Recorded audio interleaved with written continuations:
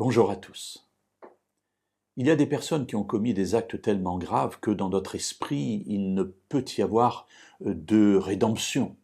Alors, peut-être sommes-nous capables d'accorder notre pardon, mais une seconde chance, ou en tout cas la porte ouverte à quelque chose de positif, c'est très difficile. Et c'est un fait, c'est que ce qu'ont commis ces hommes, ces femmes, est tellement terrible que cela nous freine sur une ouverture à une vie positive future.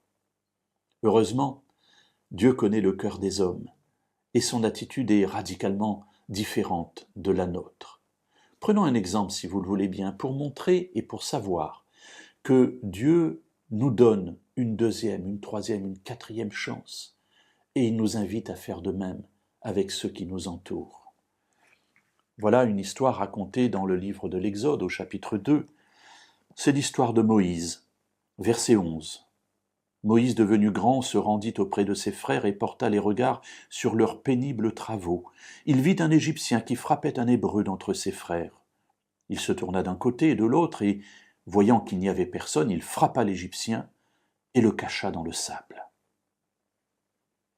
La suite du récit, jusqu'au verset 15, nous montre que cet acte de bonté qu'il a eu vis-à-vis d'un de ses frères ne va pas lui être profitable, puisque le lendemain il est accusé d'avoir tué un Égyptien, il a peur et il s'enfuit en pays de Madian. Mais voilà un homme qui est meurtrier.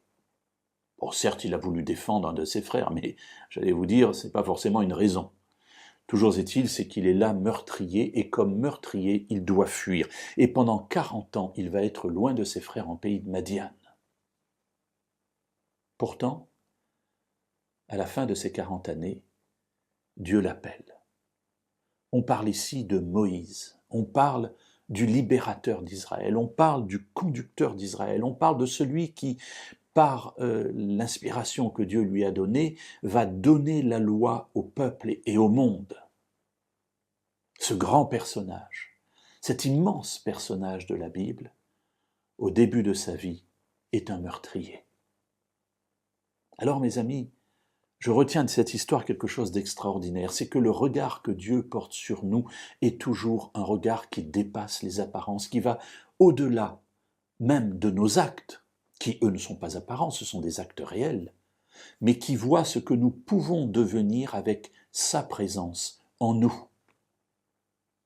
Mes amis, nous ne sommes pas Dieu, bien évidemment, mais je vous invite et je m'invite aussi à avoir un regard plus rempli de compassion vis-à-vis de ceux qui pêchent, de ceux qui tombent, pour nous poser la question de savoir et que deviendrait cette personne si Dieu agissait en elle.